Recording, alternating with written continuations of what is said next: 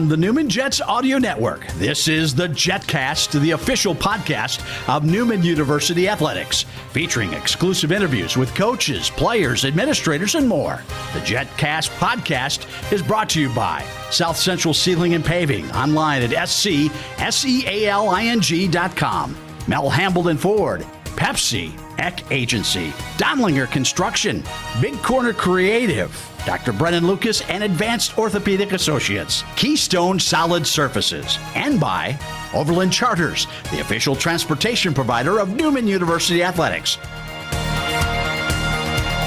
Here's the voice of the Newman Jets, Blake Cripps. After starting the Newman bowling programs in 2002, Billy Murphy wasted no time in turning Jets bowling into one of the most consistent and respected bowling programs in the country, with 28 top 25 and 24 top 10 finishes in the top 25 poll. He has coached NU to 3 individual national titles, and head coach Billy Murphy of Newman Bowling returns for episode 56 of the Jetcast. Like, share, and subscribe. Apple, TuneIn, Spotify, all the social medias. Coach, welcome back to the show. Thank you so much. Yeah, thanks for having me, Blake. Coach, Christmas break. You guys just had gone to Vegas. Coming back from Christmas break, how do you feel like the team has prepared itself to get set for the second semester? Yeah, I think that Christmas break is a little interesting sometimes. I will tell you, when we got back from Vegas, we had a bunch of kids that were not feeling well. And I think it was actually a much-needed break. It seems like we started practice last week. Seems like everybody's a little healthier. So it was probably good timing to have that break. And just from a mental standpoint, too, the first semester is always pretty busy and a lot of bowling. So had practice last week and got going yesterday again, and things seem to be in pretty good shape. Okay. A Collegiate Shootout in Vegas was your last event. Mm-hmm. How did you feel like the teams performed at that event in Vegas going into Christmas break? Yeah, we bowled okay at times. Both groups, men and women. We had times when we competed pretty good, but we had moments when we were not competing very good as well. I think some of it due to not feeling very well, quite honestly. And then, you throw the whole COVID thing in there, and you got kids that aren't feeling well, and you're away from home, and not exactly sure what you should be doing either. Yeah, and we got home, and one of our guys tested positive, and I tested positive. But everybody else tested negative. So I mean, it's just when you're living in that world, there's just that mental strain that's on the athletes at times. So I think that may have played a little bit into it, but you got to keep bowling through it. You got to keep competing, and at times we did a good job of that, and other times not so much. You mentioned the fact that there was maybe not as much physical fatigue, although if you had some kids that were sick, obviously there would be some of that, but maybe more mental fatigue. How do you push through that, and what's the best way for the guys and the girls to kind of stay in mental shape for bowling over the Christmas break to make sure that they're ready to perform at their best? I guess it doesn't really matter if they perform at their best this weekend coming up, and we'll talk to you about Dallas and the SWIBC 5 and 6 this weekend on Saturday and Sunday for the men and women. We'll talk to you about that. But obviously you want to be peaking in March and when the Nationals and the big events are coming up. So I guess what's the best way for them to get themselves ready to have a good start?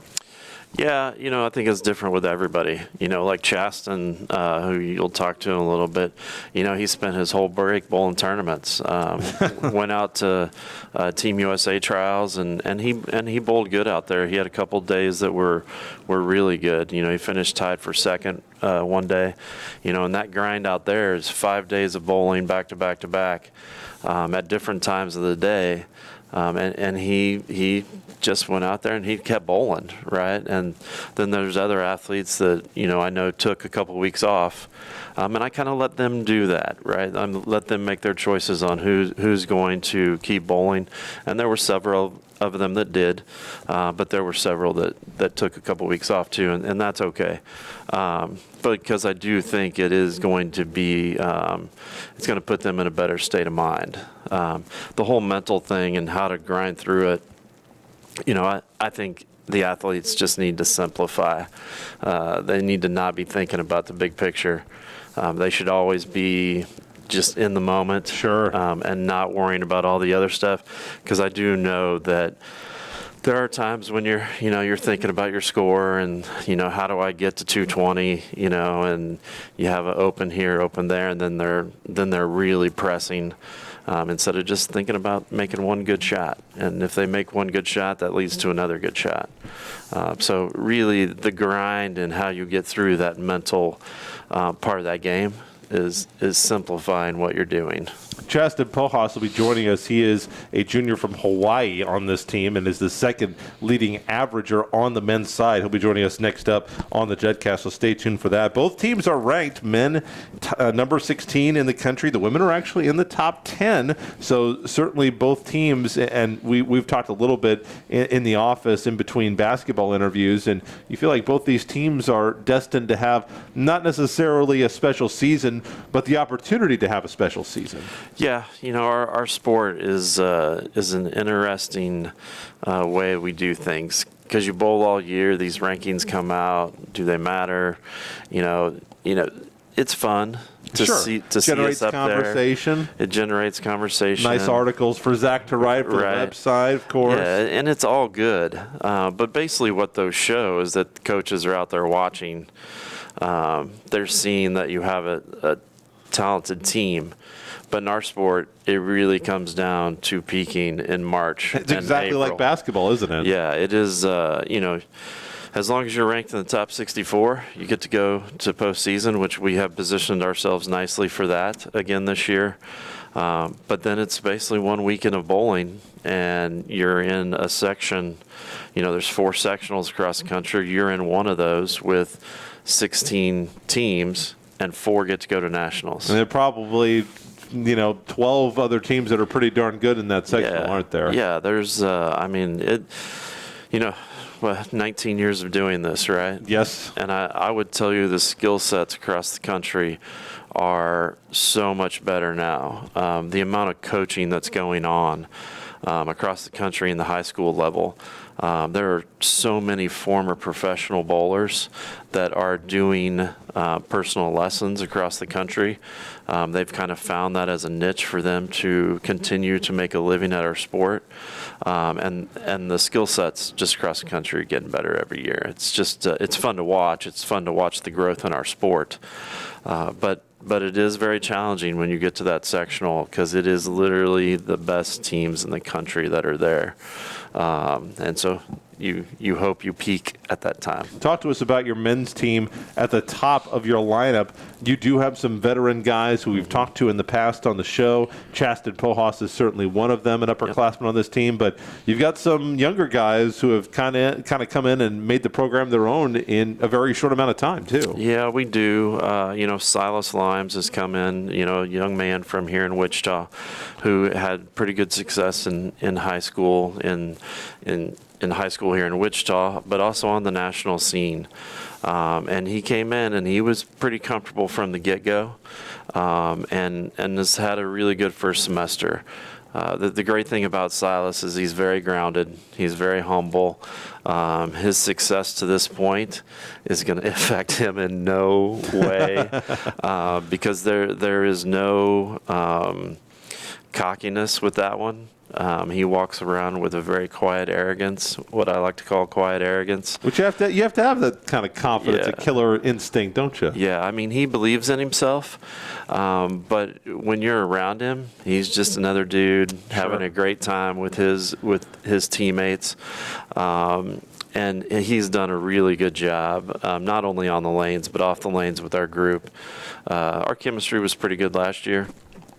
It is just as good this year, if not better. You're going to hear Chasten talk about the dog pound. And that's an interesting story. Zach Bowe, who was not on our team last year, he played baseball here with our baseball team. He decided, not to do that anymore, but he wanted to do something, so he asked if he could be on the bowling team. And Zach has never really competed before at this level. I will tell you, he's one of the hardest working kids we have. And he is very quickly turning himself into a decent player in a very short time. But what he has done has created the dog pound. You know, when we go to tournaments where we have varsity and JV, as soon as the JV's done, I mean, he gets that group and they go watch the varsity and match play.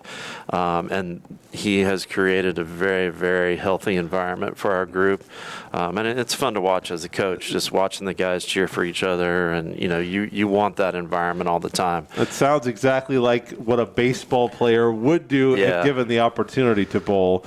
Not sure the women have anything quite like that, but, you know, with the top 10 ranking right now, certainly have some players that we need to watch. Who are the top players on the women's team?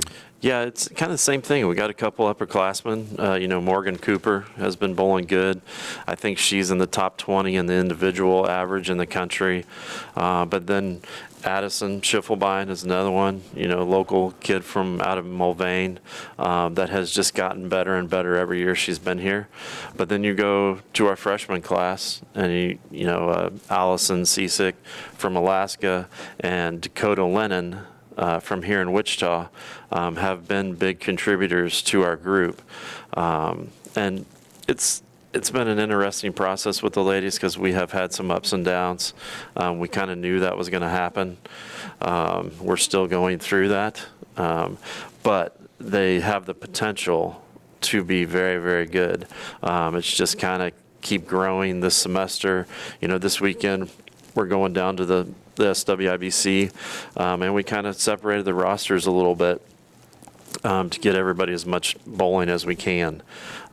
So, you know, people that are normally on varsity, you know, they might be on JV because we need to see some things out of them. Sure. And they need to compete a little bit better. But hopefully that will help us down the road. So, well, two other people that have been helping you down the road that we really haven't talked that much about on the show have been your assistant coaches. Yeah. Justin Crumley has been with you for a number of years. Kelly Marchasek, which I may not be saying her name correctly, but I say that again. Mahacek. Okay, yeah. It's a couple of silent vowels in there and syllables.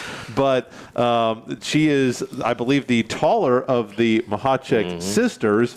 But apparently, if you want to be on your staff, you've got to be a former Newman Jet bowler because that's pretty much all you hire. But talk about these two and what they've done for the men's and the women's program, respectively. Yeah, I've been pretty lucky, you know, since we got the program started, you know, when they started letting me have assistant coaches. It has been former players the whole way. And I feel like it's a good thing because it's young people that know how we like to do things, right? And so it's a very easy transition for them to come in. Justin, you know, was one of our first recruits 19 years ago. He was in the original signing class. Wow. He was on the men's team that bowled for a national championship in our third season. And honestly, he's just a great leader. You know, he's worked himself through his professional career into a position in his job where he is one of the leaders in his company. And it says a lot about him. But when you put him in the competitive setting of our sport, I mean, you just see it. Like, you know, when he's talking, the guys are listening. And he is respected as he would be a head coach by our group. And he's just a great leader, and we're very lucky to have him be a part of our staff. Kelly's another one. You know, she was a good leader as an athlete, and she's kind of working her way into this coaching thing. This is her second year, I think. And when I started doing this, that transition from athlete to coach when you don't have the ball in your hand is a rough transition sometimes. And Kelly, you know, was one of the players for us that anchored most of the time. So she, you know, in those important moments, she had the ball in her hand most of the time. And I think one of the adjustments she's making is knowing that the ball in your hand means that you're communicating good with your athletes and just trying to put them in the best position. But even me, 19 years later, I mean, I want the ball. Sure, of course. Well, we've got, I don't know how many, 300 games that you have on the, I think, an 826 series, but on the website, of course you would. Yeah, we're very lucky to have both of them. They both do a great job for us. Final question for you. Obviously, you want to start the second semester well. It all starts in Dallas, SWIBC 5 and 6 this weekend. How do the guys and the girls do that, and what's the level of competition going to be like for those events? Yeah, it's going to be a smaller field this weekend, but I mean, Wichita State's going to be there, so they're on the men's side. I didn't check the women, but on the men's side, that's the number one team in the country. Just so you're aware, they're usually pretty good, but that'll be a good test for us. I am really looking at this weekend as us getting back at it. We put this one on the schedule this year just so we could get out there and compete and get some games in. We have some development that we just need to do. It's very important that we get out there and we develop our players and get them ready for the stretch run. NewmanJets.com. At NewmanJetsBWL is the Twitter handle. You can follow them, Newman Bowling, on Facebook. What is there a better place to find them? I know in the past you've had stuff on Facebook and YouTube. If somebody wants to catch this weekend, is there an avenue to do that? Yeah, we'll be live streaming if the bowling centers can handle it. Okay. On YouTube, and it's just Newman Bowling. Newman Bowling on YouTube. Okay, so Newman Bowling for the men and the women. There's two different channels. There's a Newman Bowling Men's and Newman Bowling Women's. So there's two different channels. Gotcha. So make sure you follow the right one, Newman Bowling Men's, Newman Bowling Women's for YouTube for the events this weekend. Billy Murphy, among all the other accolades, also a Newman Athletics Hall of Famer already, and he's still the coach. Appreciate the time, Coach. Thank you so much. You bet. Thanks for having me, Blake. Chasten Pojas will wrap up our Jetcast, talking men's bowling with him next. Where can you land the best Jet swag? The official online store of Newman University Athletics, NUJetsgear.com.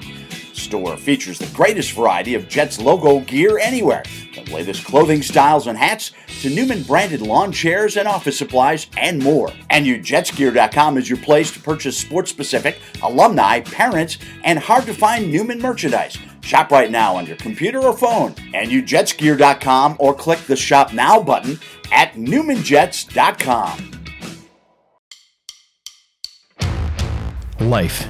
It throws you curves and it knocks you down. But what separates the good from the great is the getting back up. Newman University will always get back up. We are a university of doers, of innovators, of transformers. We inspire as we soar to new heights. We will not be beaten. We will not settle for anything less than the best. We are Newman University.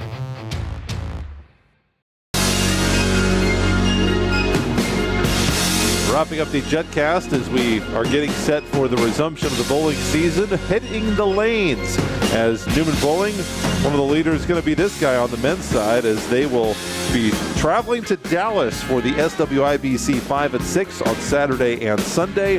The junior from Hawaii, Chasten Pojas, joins us, second on the team in average 203.2 with a top 25 finish at the Leatherneck first semester. Chasten, so great to have you on the show. Thank you so much for being here. Thank you for having me. Well, how excited are you? You know, you guys in bowling always have the weird kind of, you have a lot of events first semester, then you've got the extended break, and then second semester you come back and obviously you want to get going and get to rolling good as quickly as you can. How excited are you to get back to competition?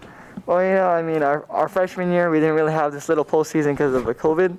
And then last season, we kind of got cut short. We didn't hold ourselves to our standard, and we didn't get to go to our national tournament. But I feel like this year with the team and our chemistry, that we can really do something great here. You guys have obviously been very, very successful. You're ranked in the top 25, and you personally have been the second most consistent person on the team, second highest average. What allowed you to have success in the first semester? Of course, Mr. Billy Murphy over there in the corner.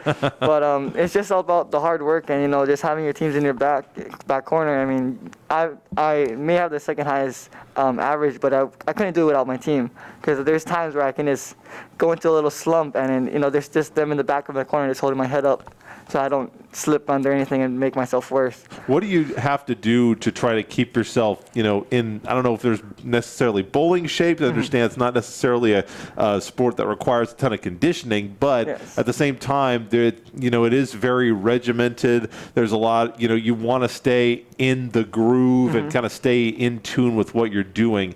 How do you do that, and how did you try to do that over the Christmas break? Well, okay, so over Christmas break, I had a couple tournaments. One of them was the Team USA trials. They're trying to be on Team USA. And that just kept me in that bowling rhythm, that competition, that grind, that motive just to compete.